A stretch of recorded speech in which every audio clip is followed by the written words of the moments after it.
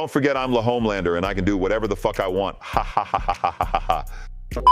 All coaching is, it's management of personalities and putting players in the best possible position to succeed. If you know your stuff, if you know what you're talking about, and you can put your guys in the best possible way to succeed, and so far of the candidates that I have seen, JJ to me looks like he should be at the top of the list. Well, the Lakers coaching search continues.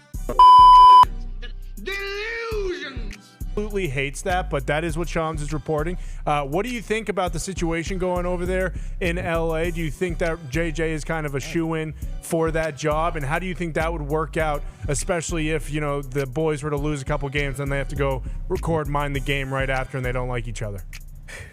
Yeah, I don't know if he's a shoo-in, but definitely having that pod with those two is a great segue for sure, right? Like you understand how LeBron sees the game, how JJ sees it, you see how they see it together. I think whenever, you know, you have a great player like that, you want to have him on.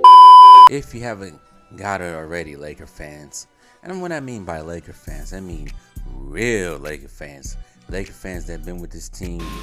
So game 3 is what my mindset is. Their entire lives. It's hard to come by for you guys, really, most of the second half, particularly in the fourth quarter. I'm not gonna go there. Let's get to the point.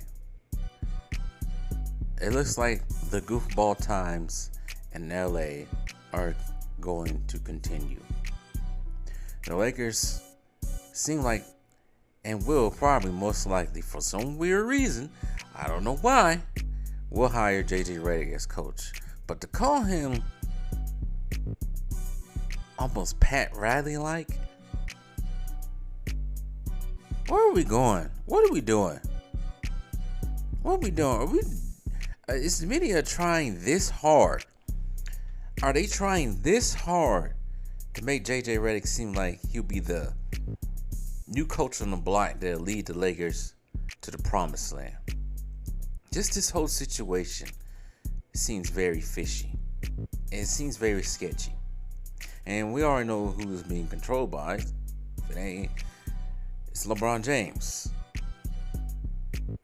All this shucking and jiving, all this moving tables, flipping tables metaphorically behind the scenes, it's getting crazy. They need to hire a coach that'll sit LeBron James down and tell him to shut his ass up and shut his mouth up and let the coach coach, instead of getting the figurehead as name to be the coach when we already know LeBron James really wants to be the coach. This is absolutely getting ridiculous. This could probably, yeah, it's already bad enough that this team, personnel-wise, for the future when it comes to draft picks, is down the drain. And now you have two teams coming out, particularly one in Chicago Bulls, saying, we're not making any trades. We're not doing that. According to Bulls owner Jerry Reinsdorf, he doesn't want to trade with the Lakers as it could help LeBron James surpass Michael Jordan, which is some of the most pettiness ever. It's quite funny. Going to read this. In this industry, you have to make the best decision for you as a team, but people are petty and make stupid decisions all the time that are what not best for you. Fans clamor for Alex Caruso right for years, like they should have gotten Draymond and Alex Caruso. I like to go out at the like a transition loss of Lakers, Chicago, like they don't make trades to get. The last one was like during when the Lakers were rebuilding and were terrible. The Bulls dumped like an older point guard, a Spanish point guard on them, and forgot which one it is. It was marriage and convenience that helped the Bulls. And I like that their owner doesn't want LeBron infringing upon Michael Jordan's legacy. So, like, I get tired of it. So, like, the Bulls just don't trade. They're not a big trading team. They're a conservative team, how they operate. They're not going to help LeBron. This is all according to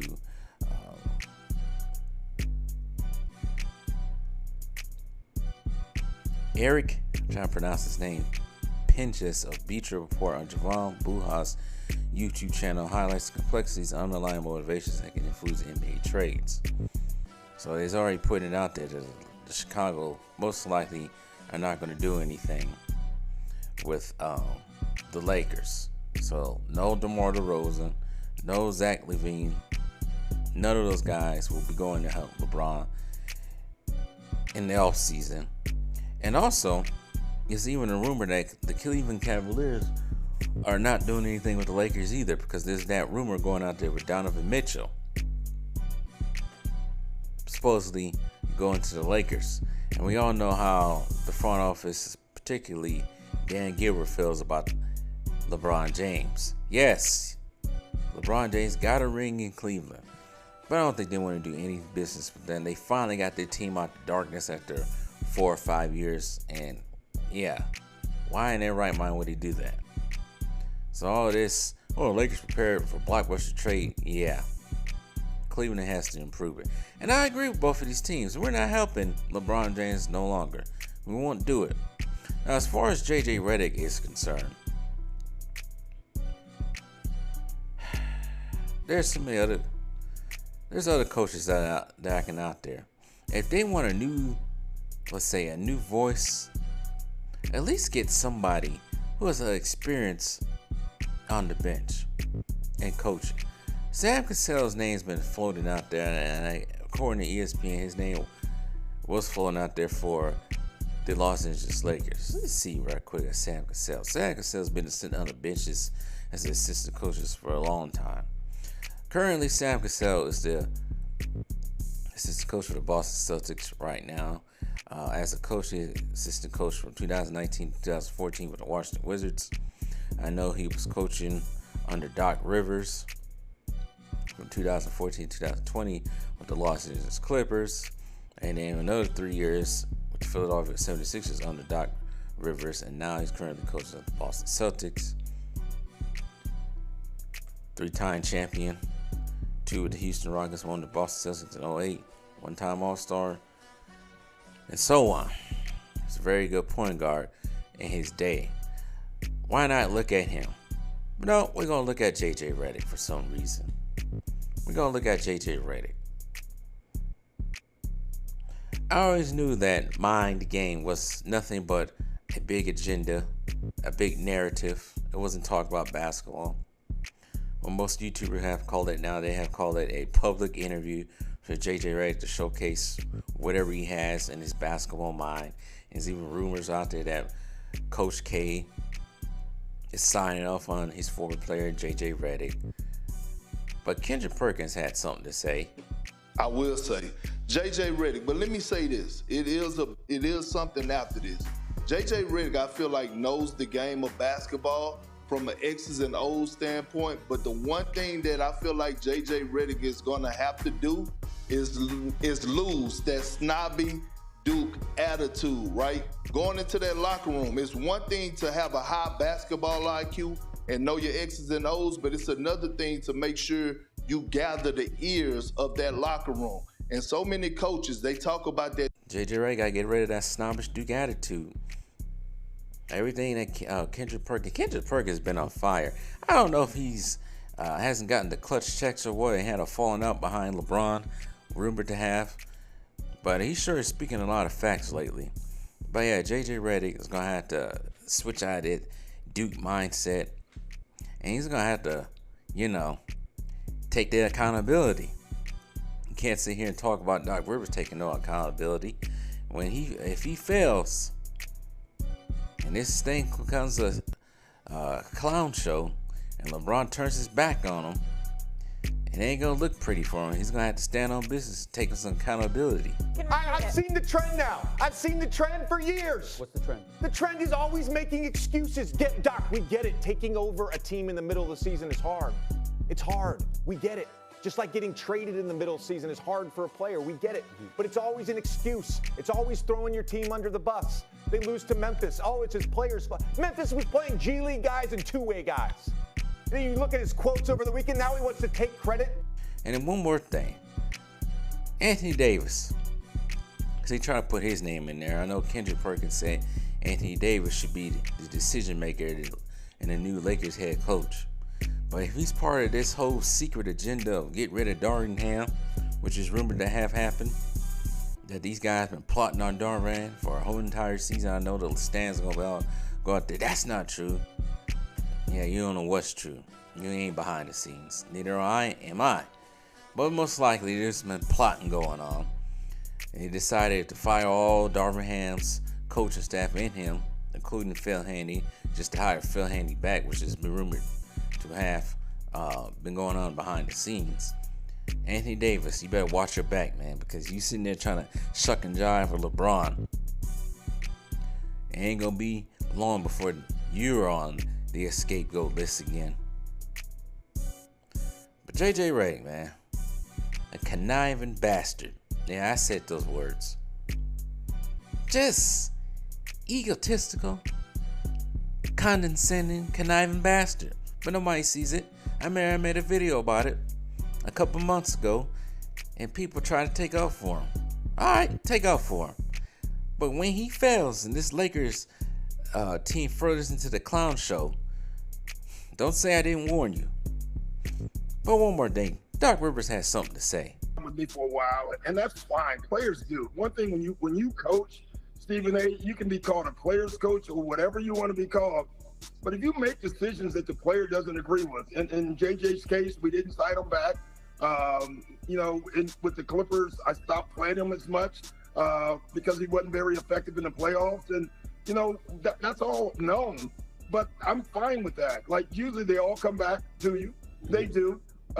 Because they know everything you tried to teach them or do for them was in good. JJ Redick's best numbers of his career was under one coach, and you're looking at him right here. I'm the one that grabbed him out of Milwaukee and decided to start him. From that point on, his career took off. All the movement plays, everything. First play of the game, every game. When we played with the Clippers, you would have coaches and teams come up to you and say, you're not going to score on that first play with JJ. And I would always say, just watch us. We're going to figure it out. So overall, nothing but love for JJ. Obviously, there's things he doesn't like, and I have no issues. He really does. And listen, that's how I got it. I went into commentating and got a head coaching job. So I personally, I really hope he gets the job, because then he'll understand some of the things that he has a problem with me and other coaches that you hear on this podcast. He'll realize not as easy as you think.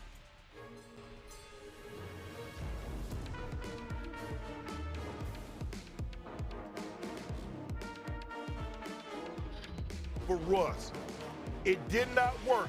When you gave up what you gave up, you didn't re-sign Caruso. You got rid of KCP. You got rid of Kuz.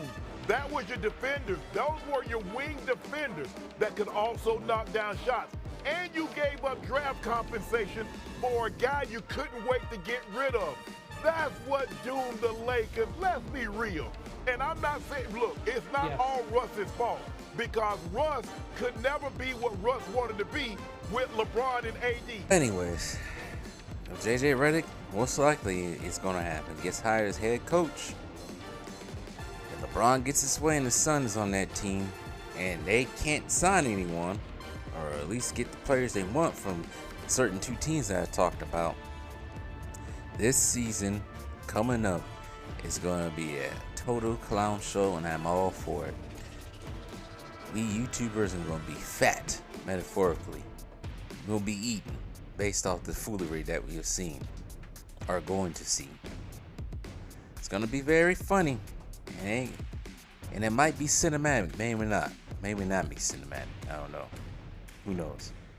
But hopefully, I definitely think it's funny, because what is being said, oh my goodness, Laker fans, die-hard Laker fans, y'all are gonna suffer the worst. But you're free to go to any team until LeBron James finally retires, whenever that is.